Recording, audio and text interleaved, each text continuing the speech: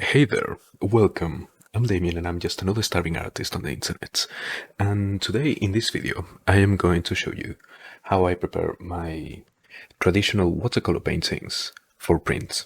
Since I just finished this one last night, I will take this opportunity to show you how I prepare it and get it ready so I can print it up and sell it at conventions and on my Etsy shop. So let me show you. I'm not going to show how I scanned it because every scanner works slightly differently and my settings may not be exactly what you're looking for and how your scanner works. Although I do recommend getting a flatbed scanner or just any proper scanner, not a photographic one. Not one of those that's like a camera on the top and it takes a picture of whatever's on at the bottom, but rather something that closes in on your artwork and it scans it like a copy machine. Yeah, those are significantly better. Mine is an Epson. Mine is like a 3-in-1, but I only use this scanner. For my prints, I use a different printer that's like better suited for art prints, basically. And to process it, we're going to use a Photopea. Photopea is an online free alternative to Photoshop. It doesn't have all of the latest features, but all of the tools and functions that I use were already present on the first Photoshop that I used, which was Photoshop CS, which came out literally 20 years ago. All the features that I'm going to use are available in Photopea, obviously, as I'm going to show you. So yeah, I'm just going to import the file in here. By the way, I always scan on 600 dpi, just so in the future I have the option to print it in large format if I ever want to or need to. But usually 300 dpi should be more than enough. The first thing we're going to do is look around for imperfections and dirt on the glass, because it doesn't matter how well you clean your scanner, there will always be a little bit of dust, tiny little hairs in the glass of your scanner. So we want to get rid of all those things, and there isn't really a shortcut to do it.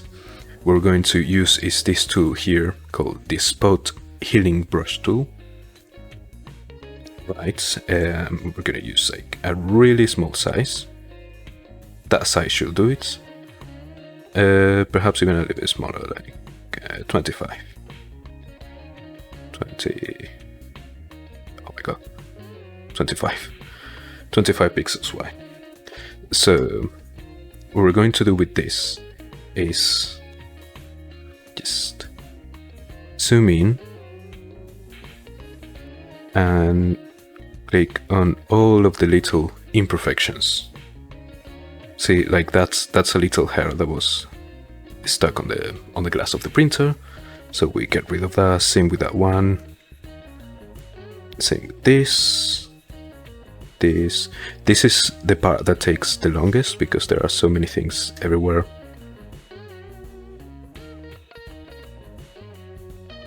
You don't want to erase the texture of the paper because you can keep the texture of the paper if you want, but because I'm going to print it on a texture paper anyways, I don't really need it, and I will show you why I get rid of that in a little bit.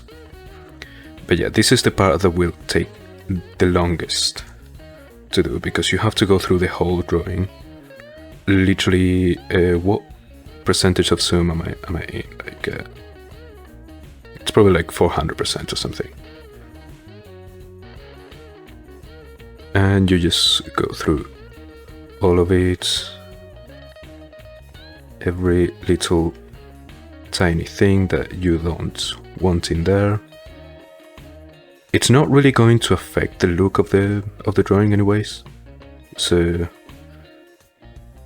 you don't have to worry about making it look like it was heavily edited, because we're so zoomed in and the brush we're using is so small.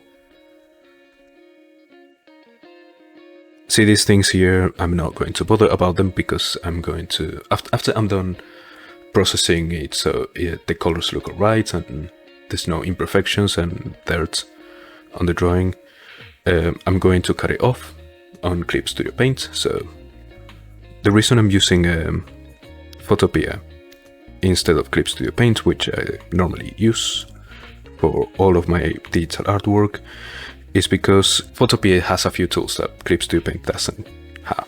I don't think it will ever have because they're more photo manipulation and correction tools rather than painting. And Clip Studio Paint is more focused on the painterly side of digital art rather than graphic design and photo correction. I hope I'm making sense, because I am once again doing an unscripted video. And of course this is going to take really long, so I'm just going to make it go fast for you guys so you don't have to stay with me this whole time.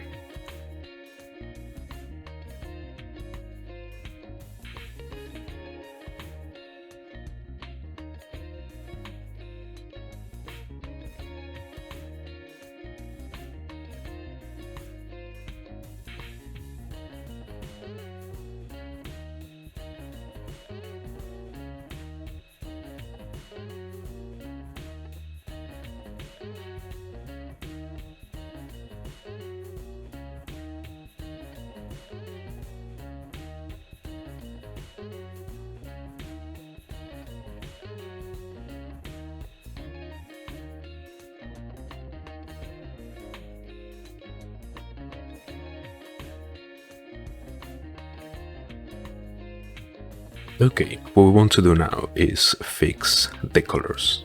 If you have ever scanned anything, you have probably noticed that the colors come out really dull when you see it in your computer, in your screen. And it's not an actual representation of what you see in real life. If I compare the colors the way I see it here and the way I see it in the screen, I can see that in the screen the colors are a little bit more muted, there's less contrast, and it's just brighter. I don't know if the camera will catch it.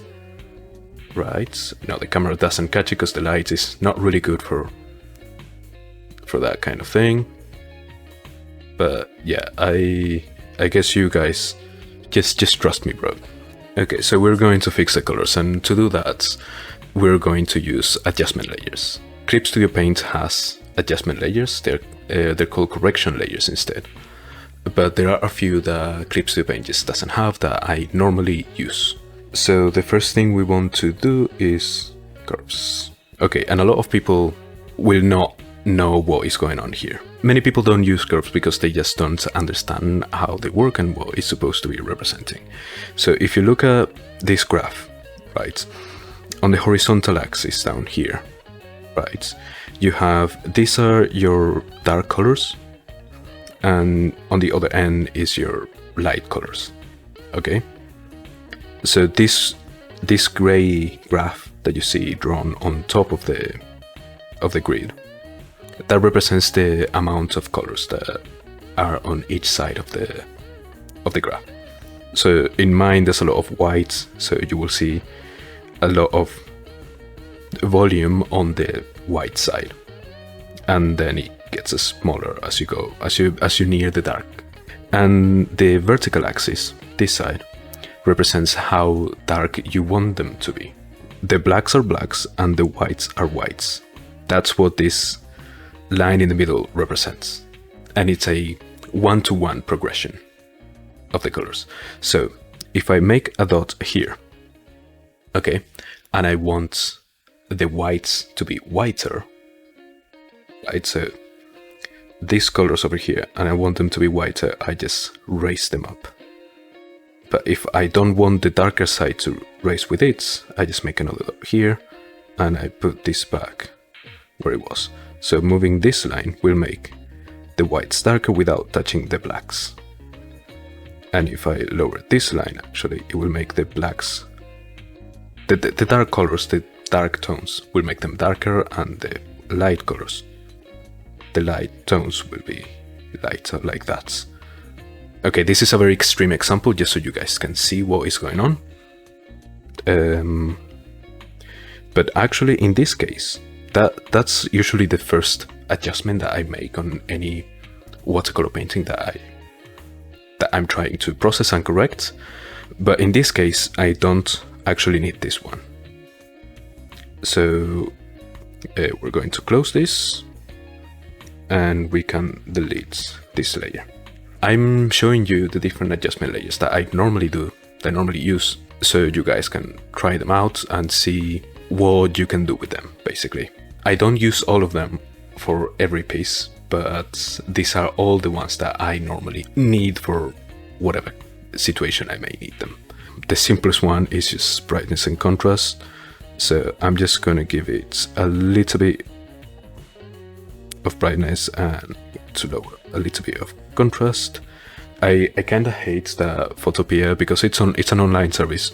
It's not very fast because the picture is way too big for it to process in real time. So it kinda it trips a bit when I'm trying to do stuff with it. Let's compare. That's before, that's after. It looks a little bit better. I'm mostly worried about the face, so I want the face to look really good. I'm going to use hue saturation. You normally don't want to touch hue if you're trying to correct the colors of something like this. I'm going to show you what it does.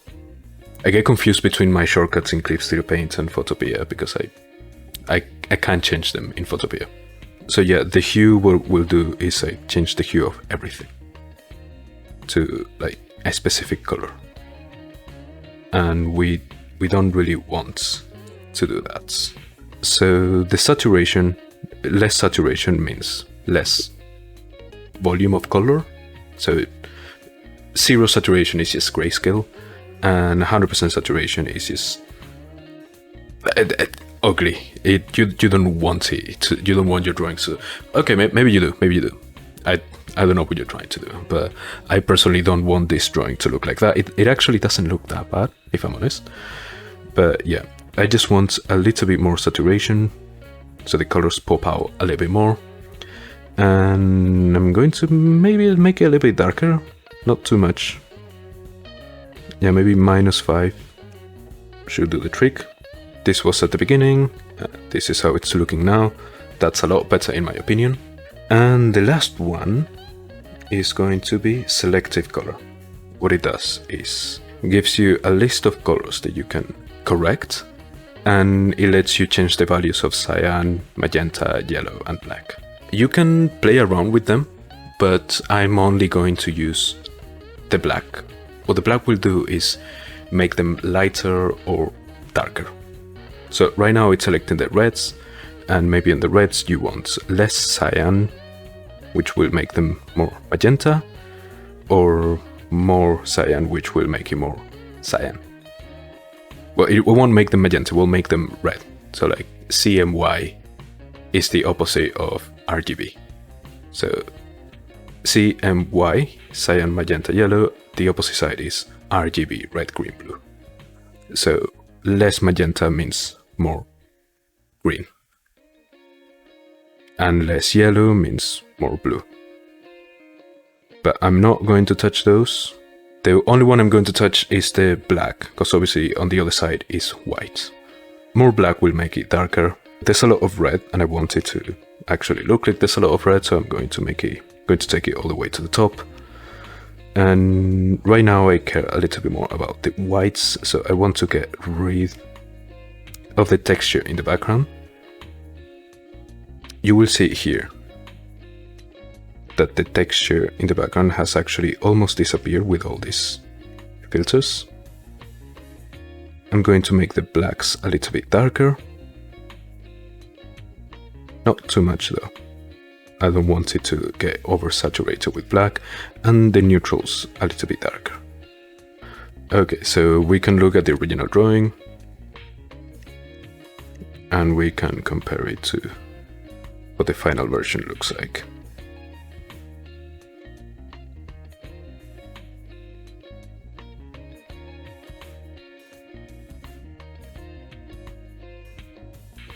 There are other ways of adding adjustment layers or adjustments in general to whatever layer you're working with, but this is just the easiest one. If you go to this have painted on circle, it will just give you all the options. And the ones I use are first curves. First I try to see if I need to fix anything with the curves. Then I go to brightness contrast, then I go to hue saturation, and then selective color. I normally don't need to touch white balance or anything because, I mean, I chose the colors that are on the drawing. So it's not that I need to change the white balance or anything. That it's more with photography or something like that. Maybe you want to have a look at the white balance as well, but I personally don't think it's needed. If you think you need to retouch the white balance, it might be a sign that you want to work a bit more in your colors when you're working on the drawing itself. I am now going to save this, show you a comparison side by side of what it looked like at the beginning and what it looks like now. And we are in Clip Studio Paint now, and what we're going to do is actually prepare it for prints. Okay, so I have a template that I use for my A4 watercolor prints on this side, and the actual finished piece on this other one. So we're going to copy this layer into this file, and we're going to follow we're just going to follow the templates. Okay.